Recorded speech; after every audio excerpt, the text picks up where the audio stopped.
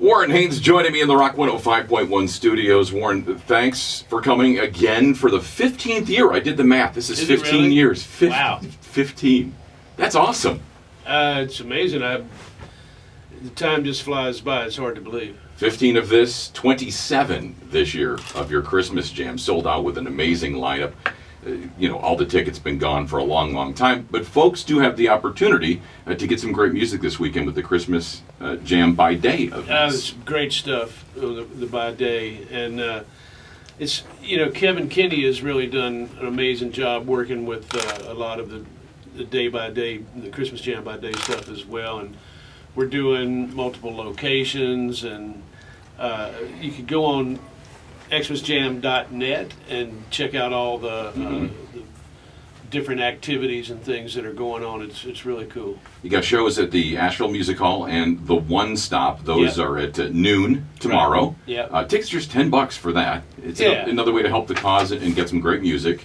You got the acoustic jam hosted by Kevin Kinney at Jack of the Wood. He's been doing that for years. That starts at noon tomorrow, and actually is going on right now. Yeah, Friday and Saturday for that. And for the art folks, the Satellite Gallery, once again hosting their Christmas Jam art show. And that's a pretty cool little extension of the jam. But I do want to tell you, you are no longer the head honcho in Asheville. You don't have you're not the Haynes with as much clout anymore because of your brother. Yeah, I'm really proud of him, for a lot of reasons, but one of which is that he had to overcome his fear of public speaking. Anybody that knows my brother Brian, he's a pretty shy guy, but he's got a really big heart, and he'll be great for Asheville. He's very qualified for this position, and I'm very proud of him. For those maybe listening out of town that aren't aware, Warren's brother Brian was elected to the Asheville City Council recently, and you were here to do a show for him, and obviously that helped raise some funds for posters and yard signs and stuff. It was fun to just get all the musicians and people together to have a celebration in his behalf, and the community is really supporting him, and rightly so, because he's born and raised here. Other than the time that he spent in the Navy, he's been here his entire life, and he'll be great for this town because, he, like most of us, he wants to see it grow, but in the right way, and I think that's wonderful. So you've got government mule, and now he's got government.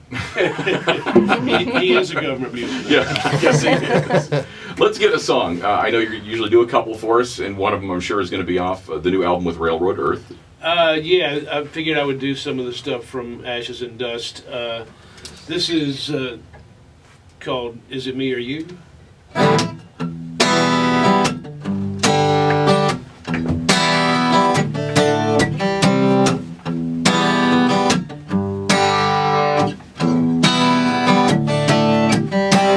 Tears on the inside of your face, but not on the outside. No pain to penetrate the calluses. Palaces you built from the ground floor, shore in the dark side of your past. So long since you've tried to replace the wooden mask that hangs around your neck like some token of war. A survivor, what you call yourself. Have you looked in the eyes of someone else? Is it me or you that's killing you, baby? Is it me or you that's trying to hang on? Oh,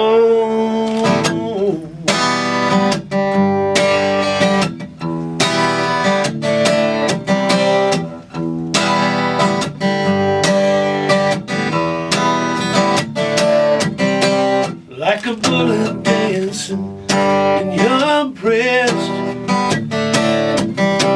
you had the answer pointed at my chest. Your aiming eyes, same eyes that used to be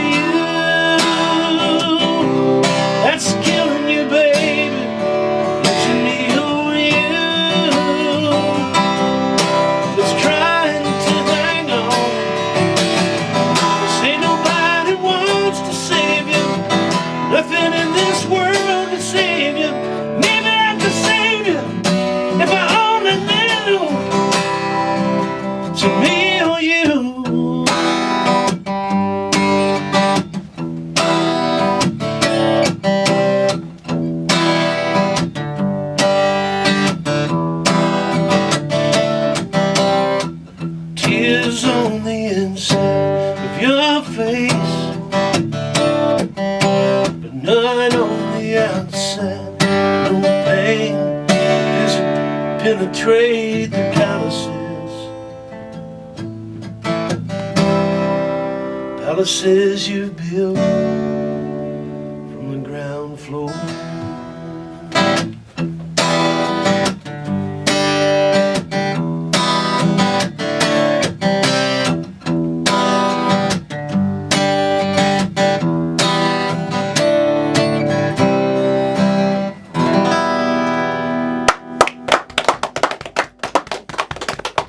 Very nice. Off the new solo album with Railroad Earth. And of course, inevitably, Warren, whenever somebody announces a project that doesn't include their normal band, people freak out.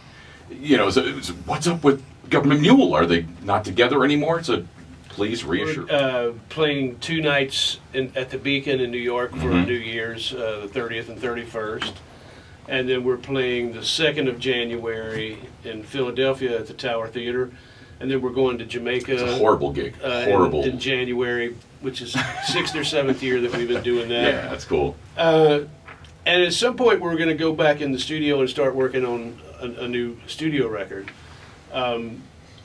So everybody's kind of been doing different stuff. You know, I've made this record Ashes and Dust and toured for a while, and I'm going to continue to tour off and on through probably April or something like that. And then Mule's going to get back together in the summer and do a bunch of festivals and some touring and stuff. So no reason to panic for the Mule fans. I know that you call a lot of folks every year to get them to be involved with the Christmas jam. So you're making a lot of phone calls and reaching out to people that you've met along the way. Did people call you, to say, hey, Warren, I'd love for you to come and be a part of this project? Do you get those phone calls as well?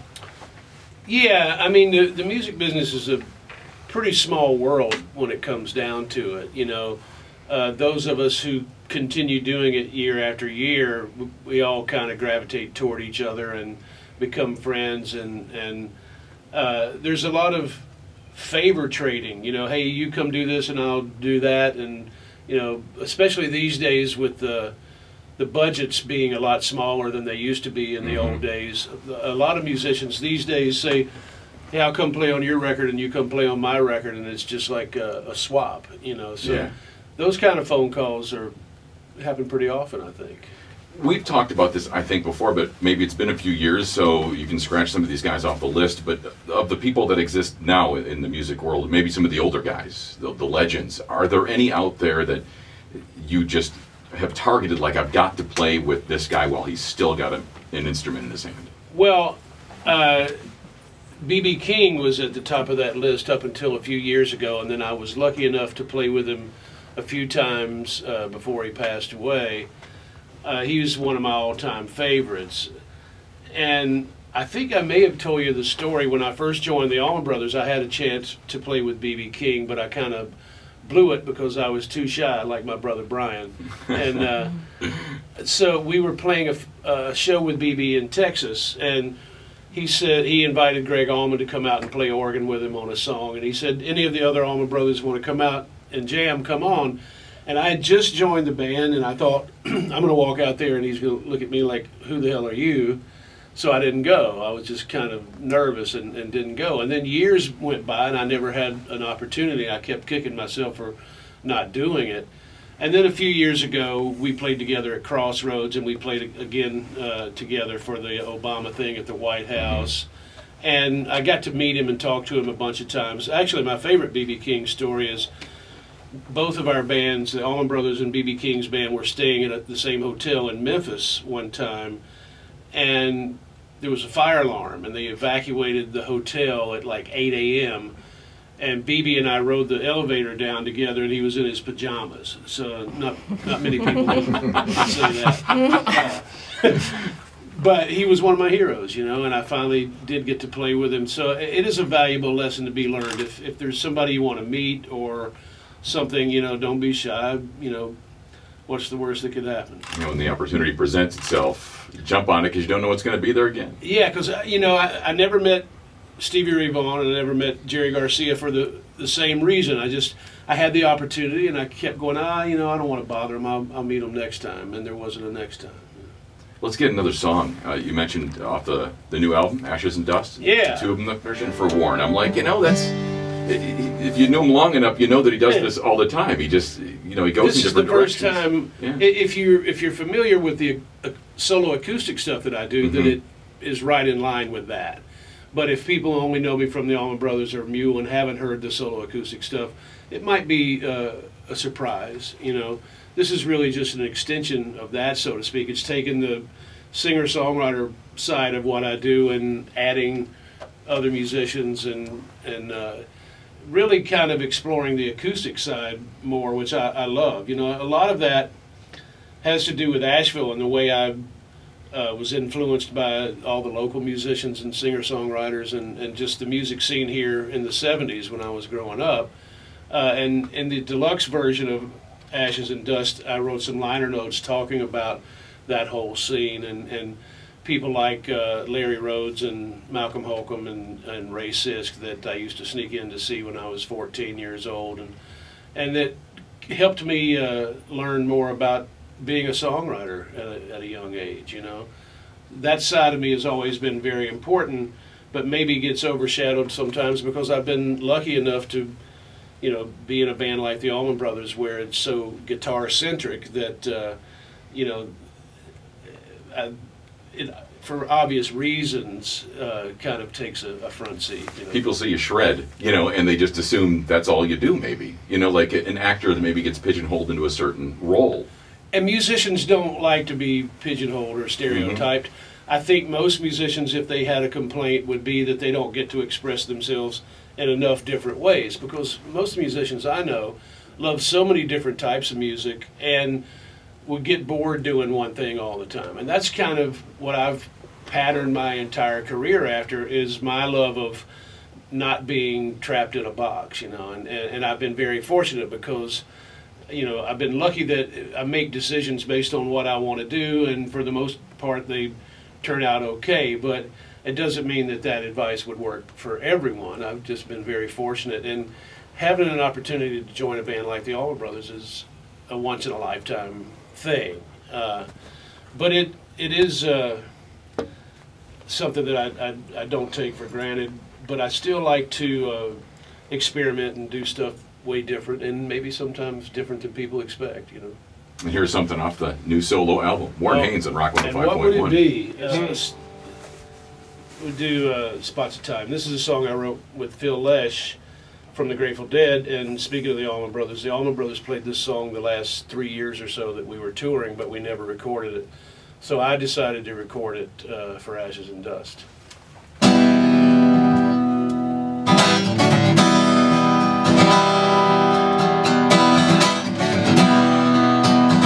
Spots of time flash before my eyes like ribbons of light. Helplessly I try to touch them before they disappear into the night.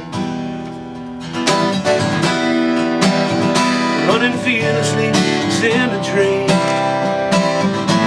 headlong into the wind. Cool night air blowing through my hair, moonlight dancing on your skin. You remember how young we were, or is it just me? Imagining like I always do, that we were once wild and free.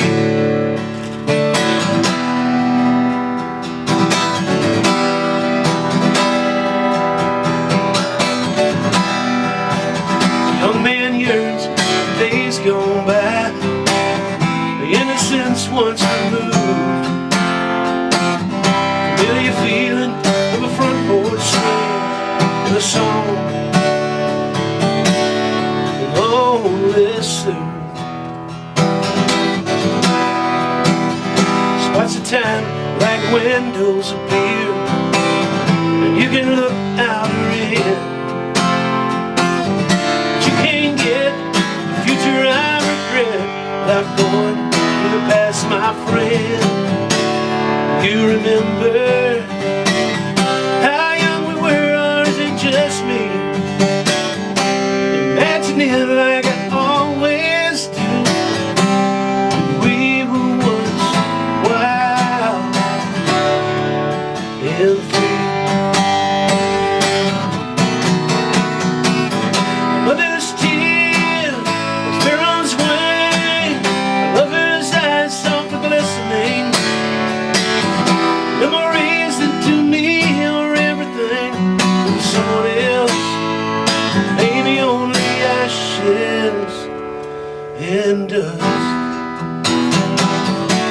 How do you remember how young we were? Is it just me? Imagine it like I always do. We were once wild and free. How do you remember how young we were? Is it just me? Imagine it like I always do. We were once wild and free.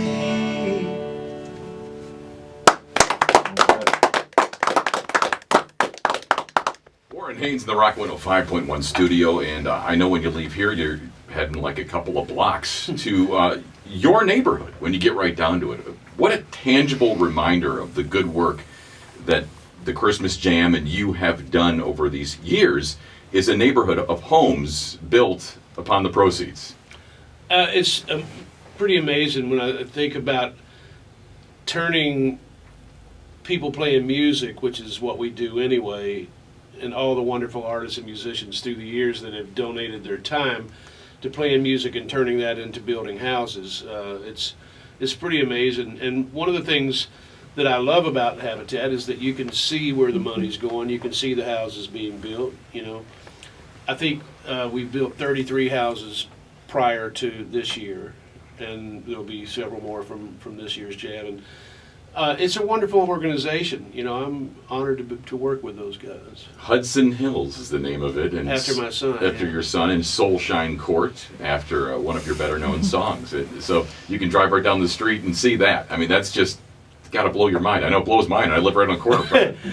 It's pretty amazing, really. I mean, who thought when we started Christmas Jam 27 years ago that it would turn into something like this? You know, we were just doing it for fun, and it was all local musicians, and we would get together at the one time of year that we all seemed to be in town, which was the Christmas holidays, and raise a small amount of money and pick a charity and donate the money to that charity. And eventually it got bigger and bigger, and we discovered Habitat and kind of stayed with Habitat. But it's turned into this wonderful event that we're all extremely proud of. And you think of some of the artists that have performed over the years, like the Steve Millers, and of course Greg Allman, John Paul Jones, a lot of great names. This year is chock full of them too, with the Doobies and Dawes. And unfortunately, Joe Bonamassa not be able to perform this year. He had to beg off. But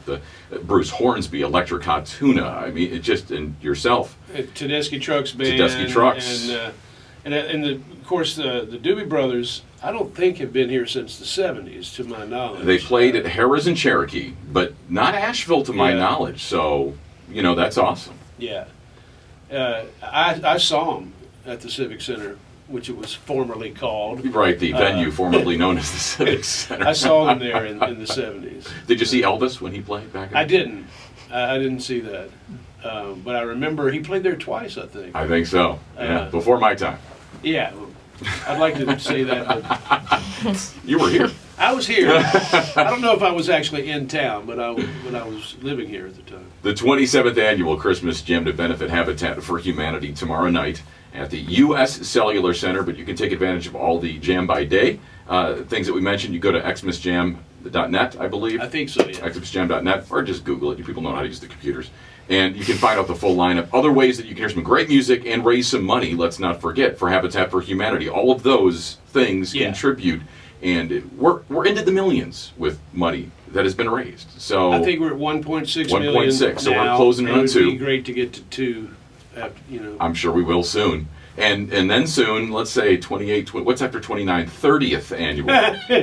Don't bring that up. That's before you know it, though. It'll Yeah. be here. Well, when we worked so hard on the 25th, Yeah.